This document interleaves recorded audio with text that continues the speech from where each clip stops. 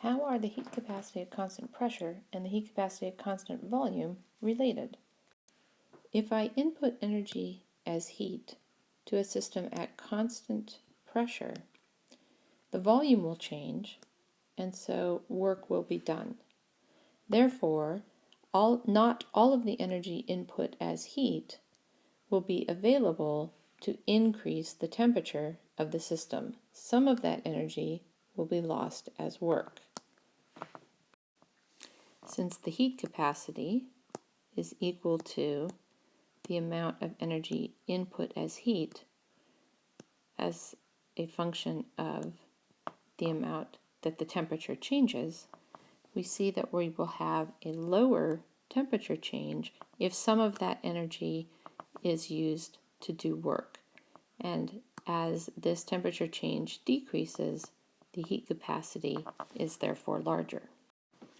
On the other hand, if I input energy as heat to my system at constant volume, the pressure will increase, but no work will be done because the volume has remained the same.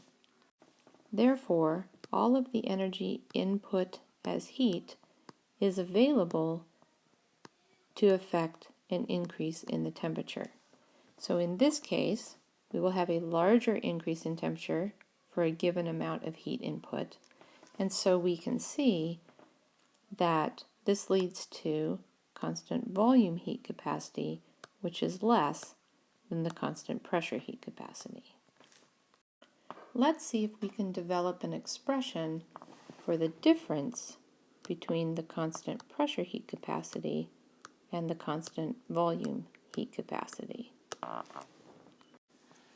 Since the constant pressure heat capacity is the change in enthalpy with respect to temperature at constant pressure, a logical place to begin is the definition of the enthalpy. Because the enthalpy is the energy plus P times V, we can take the derivative of the enthalpy with respect to temperature at constant pressure.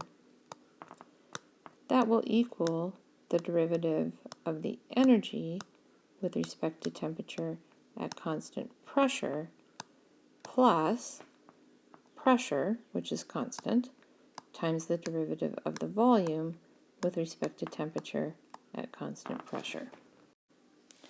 So the constant pressure heat capacity is equal to a term which looks very similar to the constant volume heat capacity, except that it's the derivative with the internal energy with respect to temperature at constant pressure rather than constant volume, plus a term, pressure times the derivative of volume with respect to temperature at constant pressure.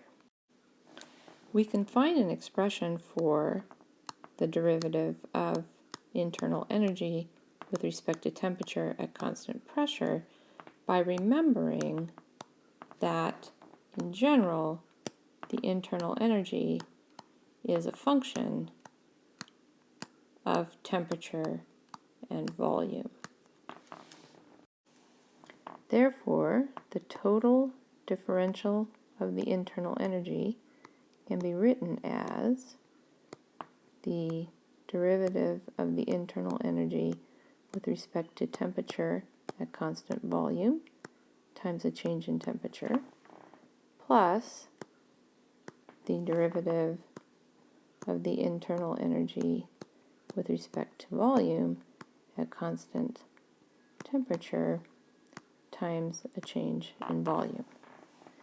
The derivative of the internal energy with respect to temperature at constant volume is the heat capacity at constant volume. So dE is equal to C sub V dt plus the derivative of energy with respect to volume at constant temperature times the change in volume.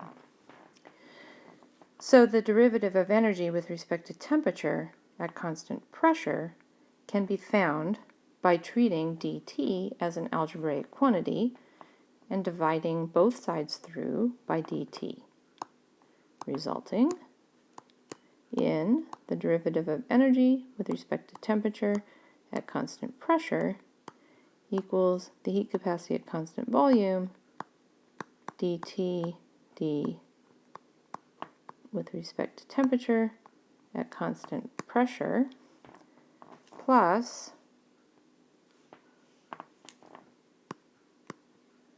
the derivative of energy with respect to volume at constant temperature times the derivative of volume with respect to temperature at constant pressure. The derivative of temperature with respect to temperature is just equal to 1. Now we can substitute our expression for the derivative of energy with respect to temperature at constant temperature into our expression for the heat capacity at constant pressure.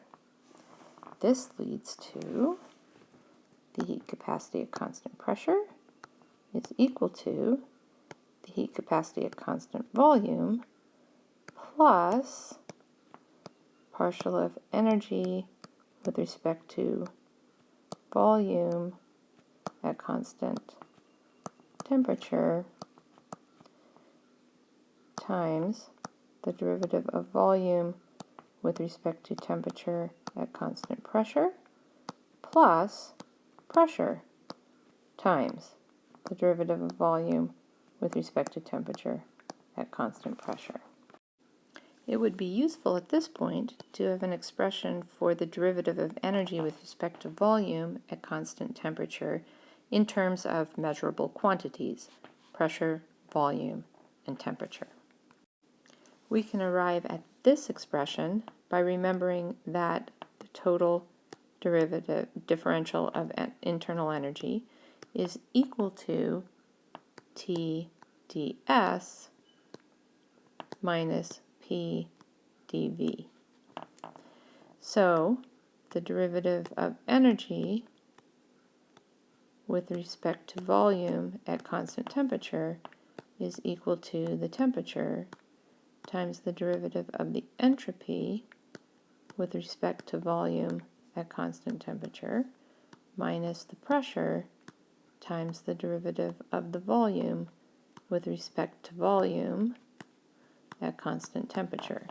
The derivative of the volume with respect to volume is equal to 1, and we can replace dE ds with our Maxwell's relation to give us that the derivative of internal energy with respect to volume at constant temperature is equal to temperature times the derivative of the pressure with respect to temperature at constant volume minus the pressure. Substituting this expression into our expression for the heat capacity at constant pressure gives us the heat capacity at constant pressure is equal to the heat capacity at constant volume plus T times the derivative of pressure with respect to temperature at constant volume times the derivative of volume with respect to temperature at constant pressure.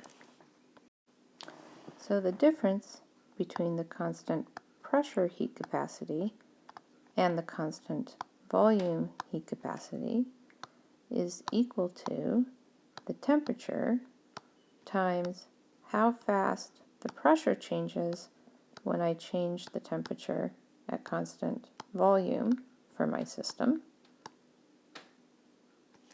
times how fast the volume changes when I change the temperature at constant pressure for my system. And this is the expression we were after. Let's examine what this expression implies about different phases. If I have a solid or a liquid, a condensed phase, I know that when I change the temperature, the pressure does not change very much. Or when I change the temperature, the volume of my system does not change very much. So for instance, if I squeeze on a liquid or a solid, increase the pressure on it, I don't see a very measurable temperature change. If I increase the temperature, decrease the temperature of a liquid or a solid, the volume of that system will increase a little bit, but very, very, very small. So these two derivatives, how the pressure changes with temperature and how the volume changes with temperature, are quite small for condensed phases, making the difference between heat capacities very small. And so we say that the heat capacity at constant pressure is approximately equal to the heat capacity at constant volume for condensed phases. But what about for gases? For a gas, we know that when we increase the temperature at constant volume, the pressure of the gas significantly increases. And when we increase the temperature at constant pressure, the volume of the gas significantly increases. If we limit ourselves to looking at ideal gases, where we know the relationship between pressure, volume, and temperature, we can find that the derivative of pressure with respect to temperature at constant volume is equal to nR over V. And the derivative of volume with respect to temperature at constant pressure is equal to nR over P. Therefore, for an ideal gas, the difference between the heat capacity at constant pressure and the heat capacity at constant volume is equal to T times nR over V times nR over P. But nRT divided by V is just equal to the pressure times nR over P, and therefore the difference between the heat capacity at constant pressure and the heat capacity at constant volume is equal to nR for an ideal gas.